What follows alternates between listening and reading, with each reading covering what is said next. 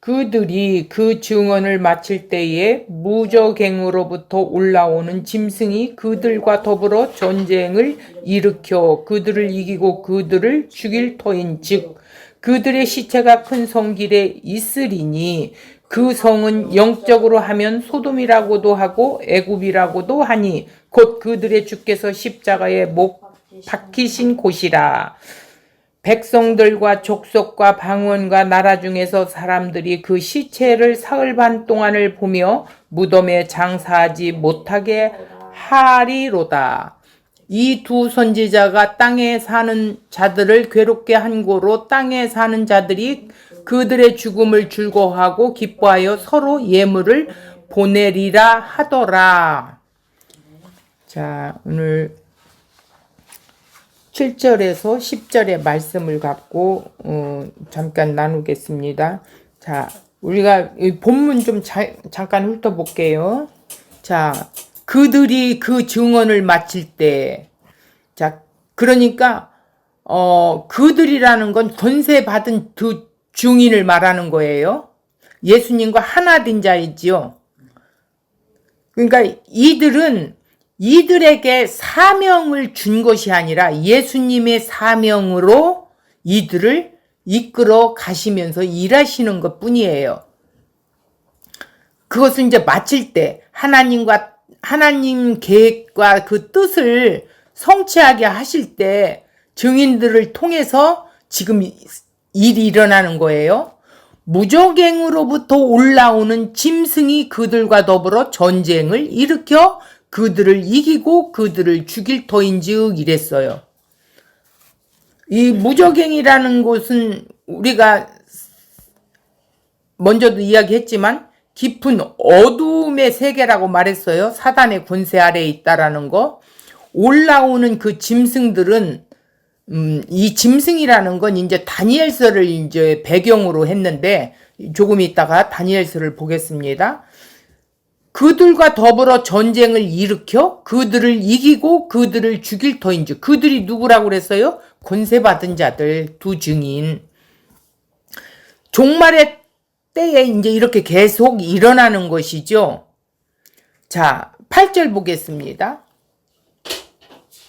그들의 시체가 큰 성 길에 있으리니 그 성은 영적으로 하면 영적으로 보는 거예요.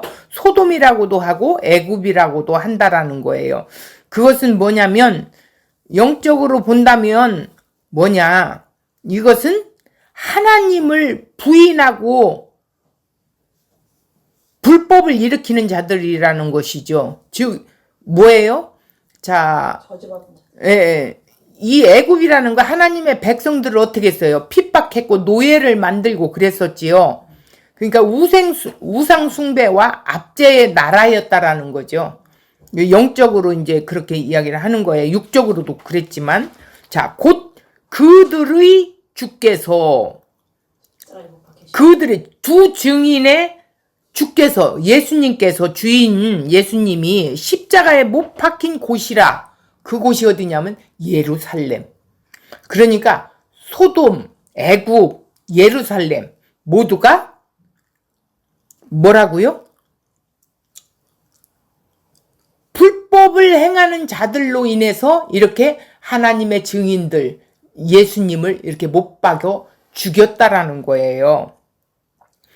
그런데 여기에도 보면은 이제 9절에 보면 죽이는 게 나오지요. 자, 백성들과 족속과 방언과 나라 중에서 사람들이 그 시체를 사흘 반 동안을 보며 무덤에 장사하지 못하게 하리로다. 그러니까 하나님을 거역하는 세상 나라들을 보고 족속 방언 나라라고 그랬어요. 적그리스도들 사람들이 그중에 사람들이 있어요. 적그리스도들이 그 시체를 사흘 반 동안을 보며 그러니까 사흘 반 동안 뭐냐면은 짐승이 증인들의 시체를 모독하고 멸시하는 기간을 나타내는 거예요. 이들의 시체가 매장되지 못하도록 적그리스도에 의해서 조치되었고 길에 깔려있는 이들의 시체를 세상 사람들이 바라보게 된다라는 거죠. 그래서 무덤에 장사하지 못하게 했다라는 거예요. 그러니까 시체를 전시한 거죠. 그러면서 왜 그랬을까? 십자가에 예수님을 조롱하듯이 이들에게도 그런 같은 조롱을 했다라는 거예요. 야, 사흘 만에 부활한 그 예수가 너를 왜 구원해 주지 못했냐? 이러면서 사흘 반 동안을 더 놔뒀다는 거예요. 한번 어디 보자. 이러면서. 자, 10절에 보니까 이 두 선지자가 땅에 사는 자들을 괴롭게 한 고로 땅에 사는 자들이 그들의 죽음을 즐거워하고 기뻐하며 서로 예물을 보내리라 하더라. 왜 두 선지자가 땅에 사는 자들을 괴롭게 한 고로, 이건 뭐냐면 이 증인들이 무엇을 이 땅에서 선포했어요? 죄를 선포했잖아. 죄를 선포하고 회개를 선포하니까 괴롭혔다라는 표현이 나오는 거예요. 그래서 그 결과물이 땅에 사는 자들이 그들의 죽음을 보고 기뻐하고 즐거워했대야. 서로 예물까지 막 주면서 축제한 거죠. 자화자찬하면서 축제를 벌인 거죠. 이게 적그리스도인들과 땅적 존재들이죠. 그래서 이렇게 증인들은 예수님이 가신 길을 가는 자들이 두 증인이라는 거예요. 그 십자가의 길을 가는 거라는 거예요. 자, 그렇다면 이제 원고로 한번 더 자세히 한번 뒤다보겠습니다. 본문은 종말의 때의 교회가 어떤 상태에 있는가를 말하고 있죠. 앞서 교회에서 증인들이 어떻게 세상에서 복음을 드러내고 있는가를 보았어요. 예수 그리스도께서 두 증인, 즉 자신의 몸된 교회를 통해 자기 복음을 드러내신 거지요. 그 두 증인의 권세란 말씀으로 세상의 심판을 선포한 거예요. 세상이 증인을 향해 핍박을 가하는 그것의 한계가 어디까지인가 보여주고 있는데, 두 증인의 앞에서 성전 측량한 것에 대한 다른 표현이 나오지요. 그래서 10절에서는 두 선지자라고 이렇게 말을 하고 있어요. 그러면 증인이 되었다는 것은 무슨 뜻입니까? 한번 보겠습니다. 계시록 1장 5절에 보면 또 충성된 증인으로 이렇게 했어. 믿을만하다, 신실하다. 한마디로 아버지의 뜻에 자신을 내어주신 분으로 모든 삶의 뭐예요? 행적인 아버지 뜻 안에 묶여있는 것이죠.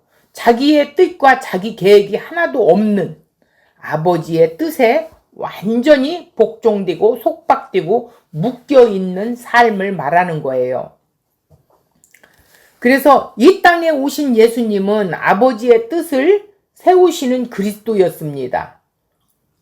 충성됨이 없었다면 갈 수 없는 길이지요. 십자가의 길을 어떻게 가겠어요? 그 결과가 십자가의 죽음이지요. 아버지의 뜻에 속박과 세상을 정죄하고 심판하는 그런 것이 증인의 삶이라는 거예요.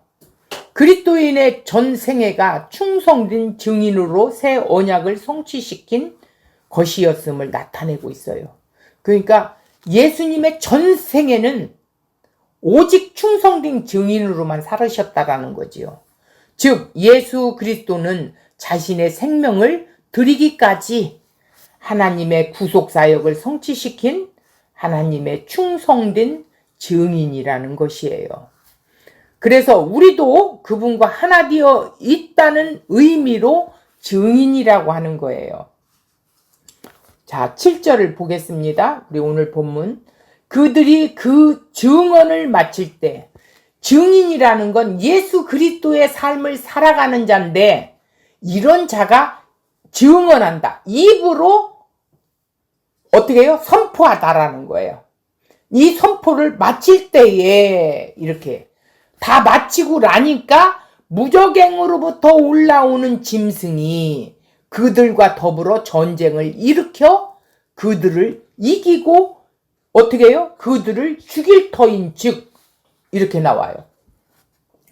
그러니까 이것은 하나님이 허락을 한 걸까요? 안 한 걸까요? 한 것이죠. 그들이 그 증언을 마칠 때에 텔레오라는 건데 완성하다, 성취하다, 수행하다. 그 두 증인의 예언은 1260일간이었죠. 하나님께서 그 기간 동안에 예언을 증거하기 위해 권능을 두 증인에게 주셨다라는 것이죠. 자, 하나님의 계획된 뜻이 성취되는 시점을 의미하는 표현이에요. 개인적인 차원의 복음을 전하는 사명이 다 이루어져야 한다는 뜻이 아니에요. 개인적인 사명이 아니에요.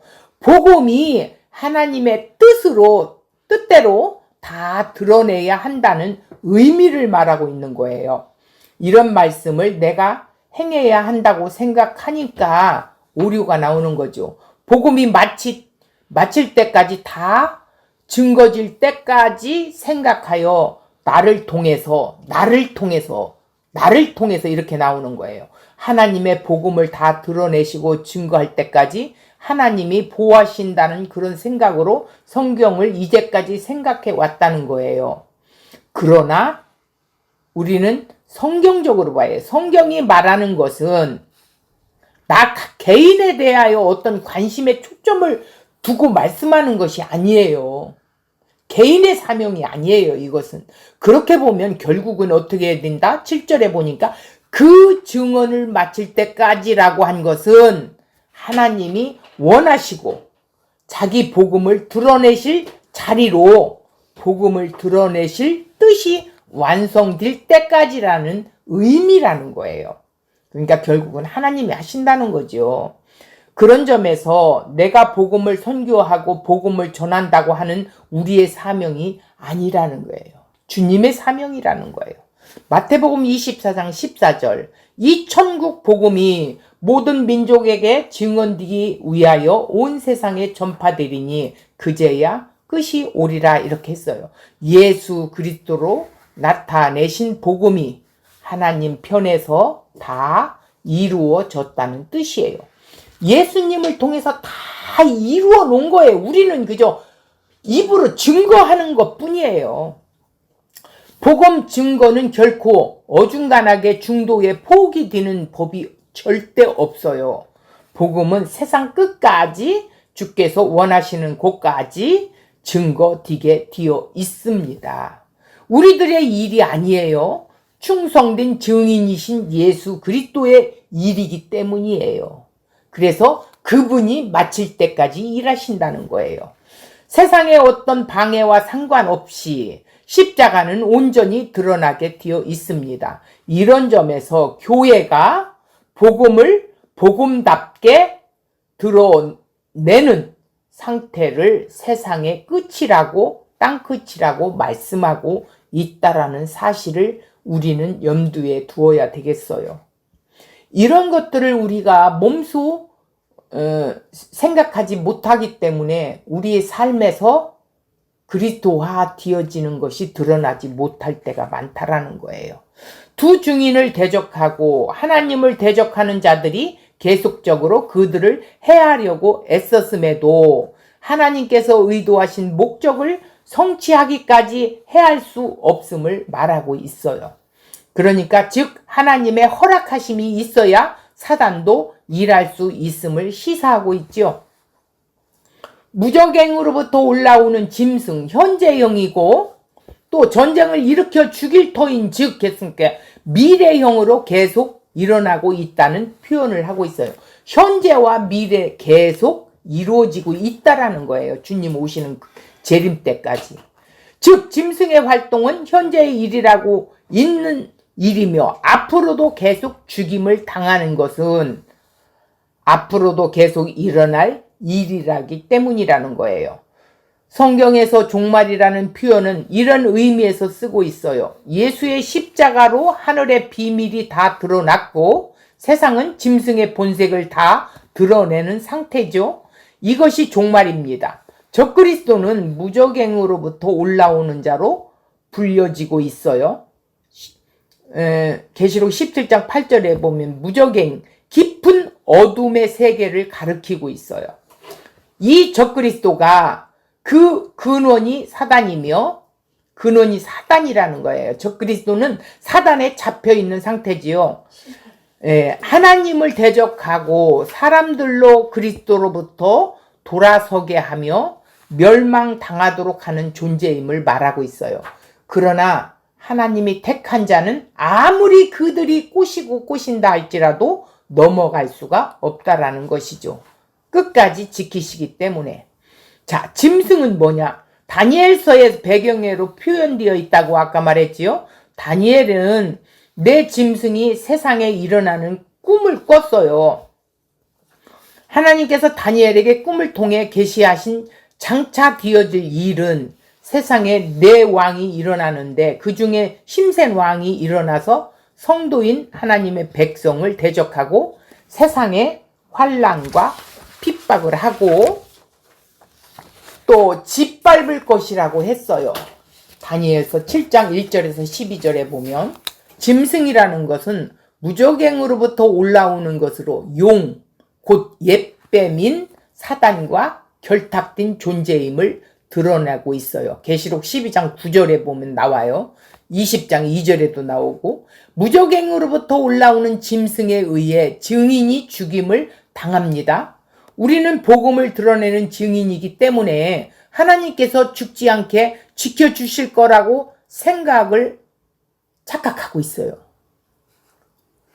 아이고, 하나님이 우리는 지켜주셔. 죽게 내버려 두지 않아. 이런단 말이에요. 그러나 절대 그러지 않아요. 11장 1절에 이미 성전 측량하는 것을 통해서 요한이 성전 바깥마당을 측량하지 말라고 했습니다. 분리되어서 이미 나누어져 있는 상태라는 것이죠. 그런데 이 성전을 말씀으로 측량함으로 자기 성전인 것을 주께서 확인하시는 차원이었어요.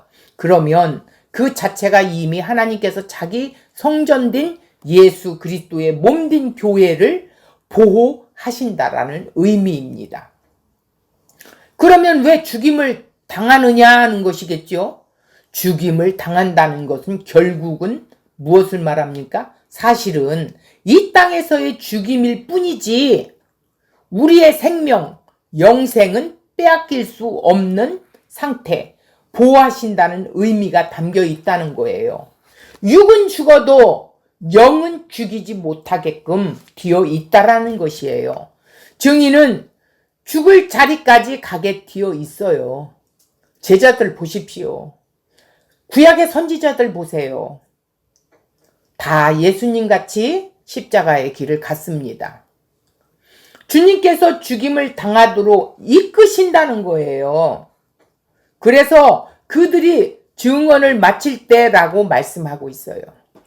증언을 마칠 때까지는 살아있게 두지만, 자, 짐승이라는 건 적그리스도는 짐승과 같이 사납고 난폭하며 이성과 도덕이 없는 인물이에요. 적그리스도의 영은 초대교회로부터 역사해 왔으며 많은 참된 성도들을 핍박하였고 또 죽였어요. 그러나 마지막 날들에 적그리스도라는 인물이 나타날 것이며 그가 나타나면 그 두 증인과 싸워 이길 것이고 그들을 죽일 것이랍니다. 두 증인의 시체가 놓여질 큰 성은 적그리스도의 본거지일 것입니다.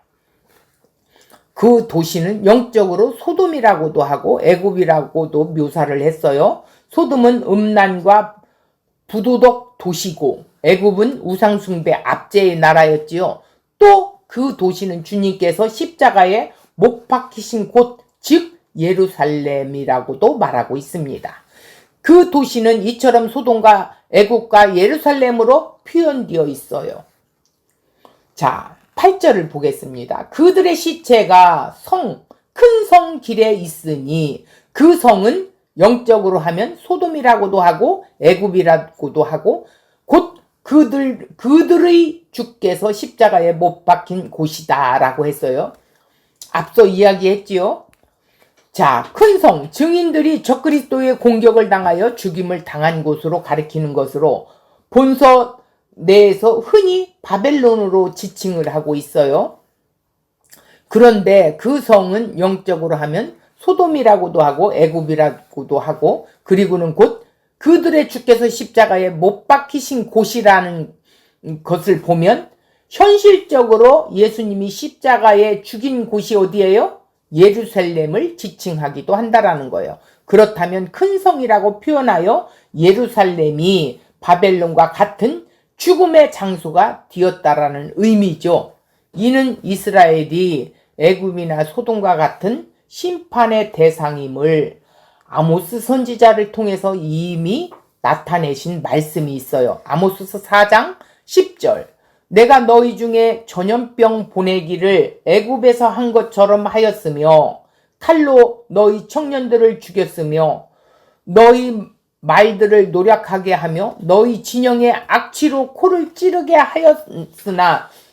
하였으나 너희가 내게로 돌아오지 아니하였느니라. 여호와의 말씀이니라.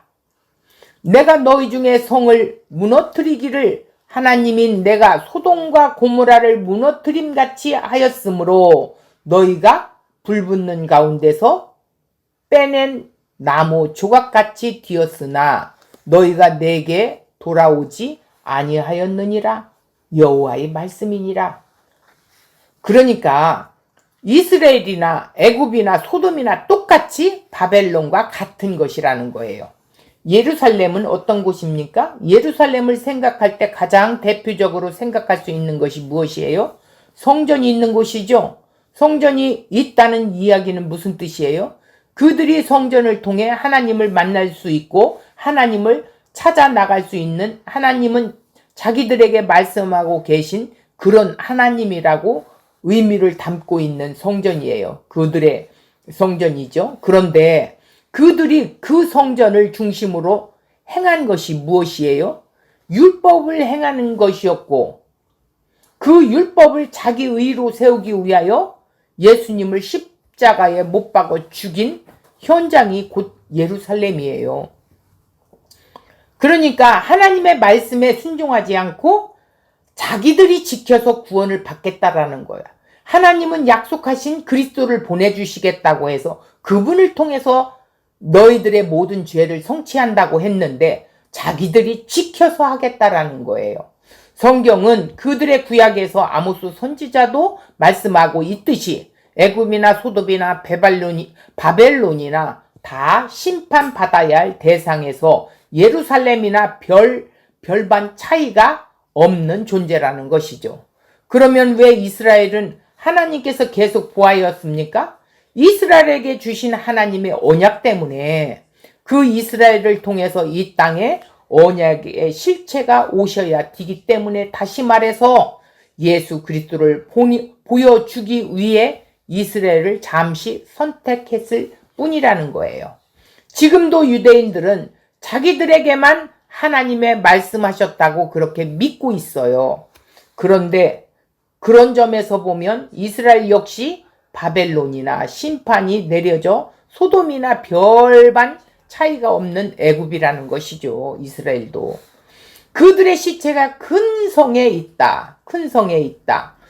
장례를 지낼 수 없는 상태를 나타내는 곳. 고대 사회의 시체를 장사 지내지 못한 것은 뭐냐면 신의 저주로 인한 수치였다라고 그들은 말하고 있어요. 창세기 40장 19절에 보면 그곳을 그들의 주께서 십자가에 못 박히신 곳이라고 말씀하고 있어요. 인간이 하나님을 얼마나 싫어하였기에 하나님을 십자가에 죽였는가 하는 것이 노골적으로 드러난 것이 예루살렘이고 십자가예요. 그러므로 예수님이 십자가에 못 박히셨다는 곳이라고 표현하고 있죠. 증인들이 세상에서 예수 그리스도와 동일한 모습으로 어떻게 해요? 죽임을 당하고 있다는 것을 말하고 있어요. 그래서 그들의 주께서 십자가에 못 박히신 곳인데 주님의 교회는 예외가 아니죠? 말씀하고 있다라는 거예요. 증인이란 충성된 증인이신 예수 그리스도의 길을 그대로 가는 자들이 증인이라는 거예요. 교회는 예수 그리스도의 머리로 한 그 몸이기에 예수 그리스도께서 가신 그 길을 그대로 갈 수밖에 없다라는 것입니다. 이 길을 과연 얼마나 가겠습니까? 몇 사람이나 가겠습니까? 현실의 메시아만 구하고 있는 현실적인 교회에서 예수님 덕분에 우리는 편안하게 신앙생활을 한다고 착각하지 말라는 것이죠. 편안하게 신앙생활 하려고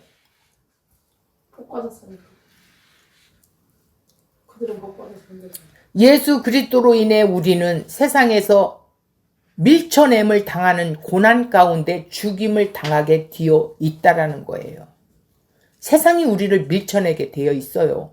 예수 그리스도의 몸된 교회는 같은 운명 공동체이기 때문이에요. 이런 점에서 성도는 언제나 주께서 십자가에 못 박히신 곳 그 현장에 우리도 함께 있다는 것이에요. 그것이 어디예요? 세상이에요. 두 증인의 죽음의 상태를 보여주는데 큰 성 길이란 큰 성 바벨론으로 비유된 전 세계를 표현하고 있어요. 세상이라는 거지요. 영적으로 하면 눈에 보이지 않는 영적인 이해력을 가진 사람만 알 수 있는 것입니다. 큰 성은 두 가지로 불려지는데 소돔 타락하여 하나님 부인하고 배척한 불로 심판을 받을 세상을 말하는 도시고 애굽은 하나님의 백성을 핍박하고 노예로 만든 도시였습니다. 하나님을 떠난 세속화된 세상을 말하고 있죠. 두 도시는 공통적으로 하나님 심판을 당하여 멸망하였습니다. 이러한 사실은 증인을 죽이고 핍박하고 큰 성 역시 하나님의 심판을 받을 것입니다. 세상 교회가 제자 훈련을 해서 생명을 가지는 존재로 만들려고 노력을 증인이라고 이렇게 노력해서 증인이라고 하는데 복음으로 하나 된 것은 말씀이 된다는 것은 그런 훈련이나 우리가 전하는 복음 전하는 것으로 되는 문제가 아니에요. 내 복음 전하는 것과 상관이 없이 주의 성령이 진리의 말씀되도록 하시는 은혜를 입혀 주셔야 된다는 것이죠. 오로지 충성된 증인이신 예수 그리스도와 하나 된 증인으로 십자가의 길을 가고 있느냐 하는 것으로 자신을 점검할 수 있어야 하는 거예요. 다시 말해서 내가 구원을 받았는가 확인하려고 하지 말고 예수 그리스도의 십자가가 죽음에 내가 끌려 들어가 죽었다는 것이 인정되고 받아들여지는지 확인해야 하는 문제입니다. 나는 죽은 존재라는 것을 확인해야 된다는 거예요. 그것은 자기 부인으로 드러난다라는 거예요. 나는 부정당해도 오직 예수 그리스도만 자랑하게 되는 것만으로 기뻐하며 감사가 있는가 확인이 되어져야 된다는 거죠. 이런 모든 것들이 내가 능동적으로 이루어내는 것이 아니라는 거예요. 나는 할 수 없어요. 주님의 십자가에 끌려서 이렇게 확인되어져야 하는 거예요. 우리는 늘 그렇게 끌려가고 그렇게 되어져 가는 것이에요. 7절과 8절은 구약의 증인들이 증언을 마칠 때란 예수 그리스도를 증거한 자들의 증거가 끝났다는 말을 드러나 구약의 모든 증인이 증거한 그 그리스도가 나타난 것이라는 거예요. 이때 무적행으로부터 올라오는 짐승이 그들과 더불어 전쟁을 일으켜 그들을 이기고 죽인다는 것이죠. 구약의 수많은 선지자가 죽임을 당했어요. 그런데 그들이 죽은 장소가 어디입니까? 큰 성입니다. 큰 성이란 성경에서 예루살렘을 말하고 있어요. 선지자가 예루살렘 밖에서 죽는 일이 없다고 예수님께서 말씀했어요. 선지자들은 예수 그리스도 예루살렘 밖에서 죽지 않는데요. 그 성에서 죽는데요. 그러므로 그 큰 성 시체가 길에 있다는 것은 예루살렘에서 죽임을 당한 것입니다. 그 성은 영적으로 하면 소돔이고 애굽인데 바로 그들이 주께서 십자가에 못 박히신 예루살렘입니다. 그 예루살렘의 십자가에서 구약의 증인들이 함께 죽었어요. 구약의 모든 증인을 두 증인이라고 하지만 증인은 두 사람 이상이어야 하기에 두 사람이라고 이렇게 말한 거예요. 그러나 구약에서 구원받은 모든 자가 예수 그리스도와 함께 십자가에 못 박힌 것이죠. 그런데 이것이 눈으로 보이는 것이 아니기에 영적이라고 한 것입니다. 그래서 예루살렘이 영적으로 소돔이며 애굽인 이유는 예루살렘이라는 거룩한 성에서 대제사장들과 서기관, 백성 장로들이 교훈으로 많은 무리가 예수님을 십자가에 못 박은 것이지요. 그러나 이 십자가에 일어난 영적인 놀라운 일은 구약의 모든 성도가 그리스도와 함께 죽고 살아나게 하시는 것이지요. 자, 9절을 보겠습니다. 백성들과 족속과 방언과 나라 중에 사람들이 그 시체를 사흘 반 동안을 보이며 무덤에 장사하지 못하게 하기로 했어요. 백성들과 족속과 방언과 나라 중에서란 하나님을 거슬려 대적하고 불신앙에 사로잡힌 세상 모든 사람과 구조를 의미하고 있는데, 두 증인의 죽음이 전 세계적인 현장으로 두 증인의 시체가 세계 각국에 널려져 있음을 말하고 있어요. 그 시체를 무덤에 장사하지 못하게 하리로다 했어요. 시체를 장사 지내지 못하게 한 것은 당시 적에게서 당할 수 있는 최대의 모욕의 수치래요. 적에게 당하는 최대의 수치, 모욕. 장사 지내지 못하게 함으로 교회와 그리스도인들을 멸시하면서 자신의 승리를 과시하고 있지요. 증인의 시체를 사흘반 동안 무덤에 장사하지 못하게 하고 구경을 하는 이유는 무엇일까요?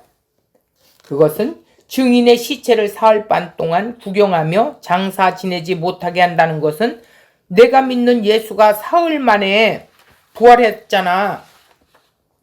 그 예수가 너도 부활시켜주나 보자 이러면서 조롱하는 것을 의미하는 거라는 거예요.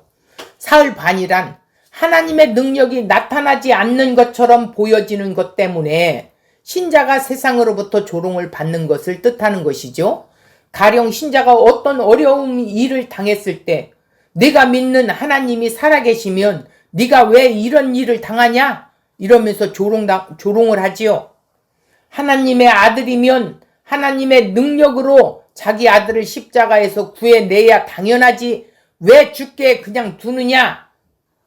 이런 조롱이라는 거예요. 예수님이 당한 조롱을 예수님과 하나가 된 자는 당연히 증인으로서 당하게 되어 있다라는 거예요. 이것이 당하지 않는 자는 가짜라는 거예요. 오히려 네가 믿는 하나님이 진짜 살아계시고 능력이 있는 분이라면 왜 믿음으로 살겠다고 애쓰는 네가 이런 어려움을 당하고 고생을 하는데 도와주지 않느냐?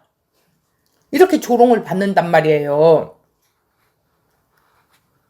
우리가 삶 속에서 어떤 여의치 않는 상황이 벌어졌어요. 어려움이 당했어요. 믿지 않는 주위 사람들이 아이고 하나님 그렇게 열심히 믿으면서 뭐 믿는 거나 안 믿는 거나 다 똑같네 이러면서 조롱을 한단 말이에요. 바로 증인의 시체를 장사하지 않고 구경하는 사흘반의 기간이 해당되는 바로 지금의 현실이라는 거예요. 지금 현실이 그래요. 우리가 예수 그리스도를 참 진리를 증거하는데 그것을 교회가 가로막고 있잖아요. 우리를 떠다 밀잖아요. 나가도록 유도하잖아요. 결국은 거기에 있을 수 없도록 만들잖아요. 일하지 못하게 묶어버리잖아요.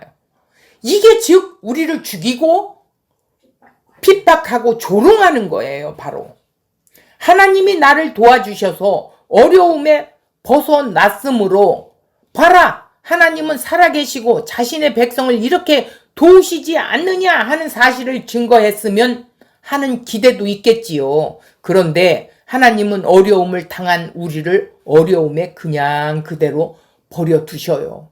왜? 우리를 들립시스시켜서 더 성숙해지고 단단해지도록. 그래서 하나님이 없는 것처럼 믿는다는 것이 헛된 일인 것처럼 보여지게 그들은 조롱을 하는 거죠. 사흘 반이란 짐승이 증인들의 시체를 모독하고 멸시하는 기간을 나타내고 있어요. 적그리스도들, 짐승들이 믿는 증인들을 모독하는 거지요. 이들의 시체가 매당지지 못하도록 적그리스도에 의해 조치되어 있으며 길에 깔려있는 이들의 시체를 세상 사람들이 바라보면서 뭐라 그래요? 쩌쩌쩌 하겠지요. 자, 10절 이 두 선지자가 땅에 사는 자들을 괴롭게 한 고로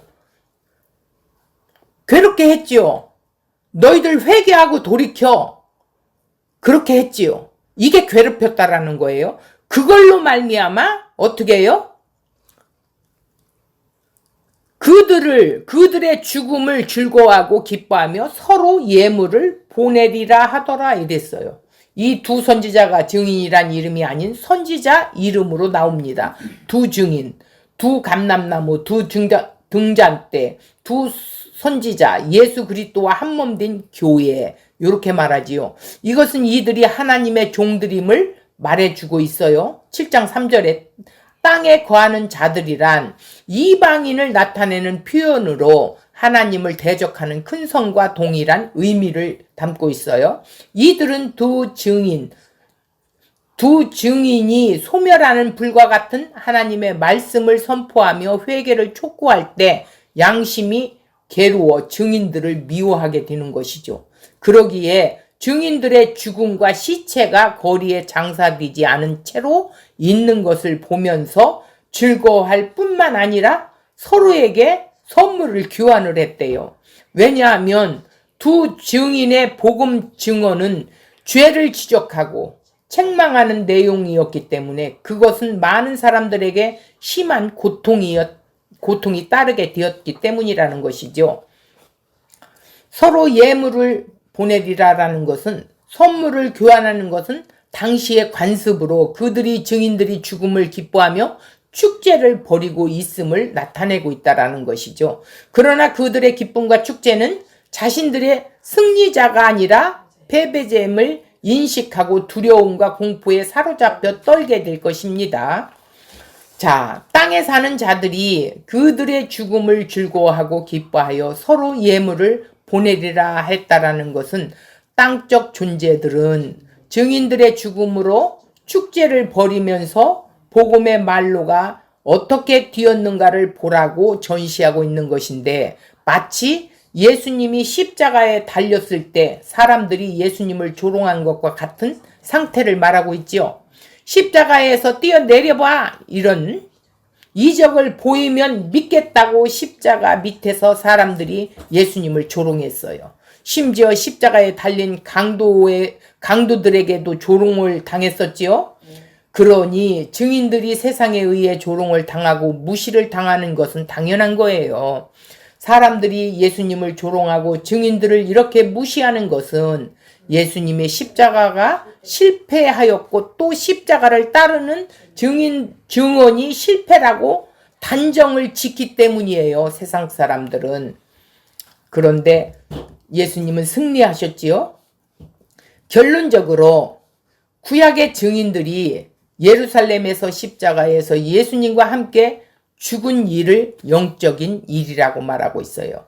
영적으로 일어난 일을 지금 요한이 보고 있어요. 그 시체를 사흘 반 동안 무덤에 장사하지 못하게 합니다. 그리고 두 선지자의 죽음을 보고 죽인 자가 서로 선물을 보내며 기뻐하지요. 그런데 이 두 증인의 죽음이 영적인 내용이라고 하였습니다. 그러므로 구약의 모든 증인이 예수님과 함께 십자가에 죽임을 당한 것입니다. 구약의 증인이 그리스도와 함께 십자가에 죽은 것을 영적으로 사도 요한이 본 것이지요. 예수님의 십자가는 시공간을 초월한 하나님의 자기 백성을 구원하신 자리라고 말씀하고 있어요. 구약의 모든 성도를 십자가로 끌어들여 구원을 하신 것이죠. 그래서 신약의 모든 성도도 십자가로 끌어들여 구원을 시켰어요. 그러므로 역사라는 시공간에서 2000년 전에 구약의 성도들을 단번에 영원히 그 피로 온전케 하신 것이죠. 그 십자가의 복음이 십자가 이후로 재림 때까지 증거가 되게 되어 있습니다. 그러므로 십자가 이후로 재림 때까지는 하나님의 은혜로 그 복음을 믿는 순간 그리스도와 함께 죽고 함께 살아났고 함께 하늘에 앉혀진 것이라고 말씀을 했어요. 어디서? 에베소서 2장 6절에 보면 그렇게 되어 있어요. 그러나 우리 역시 이 역사 속에서는 구약의 증인들과 같은 모습으로 이 땅에서 죽임을 당하나 영적으로는 천국이 임하여 주님과 함께 살아가는 것이지요. 오늘 이렇게 참된 진리의 복음을 바로 증거를 하면 교회라는 소속 속에서 있을 수가 없어요. 이렇게 믿으면 부흥이 되지 않는다라는 거예요. 그렇기 때문에 핍박하고 또 내치게 되게 또 고난과 핍박을 받게 되어 있습니다. 그것은 당연한 거예요. 예수님과 하나된 교회라면 반드시 이 고난을 당하게 되어 있습니다. 우리는 이 고난을 오히려 즐거워하고 기뻐하게 됩니다. 말씀이 우리를 이끌어 가기 때문에 그렇지요. 자, 그래서 증인들이 마칠 때까지 이 고난은 계속 연속된다라는 사실을 우리가 염두에 두면서 말씀 안에서 말씀에 의해 우리는 살아가는 또 한 주간이 되기를 바랍니다.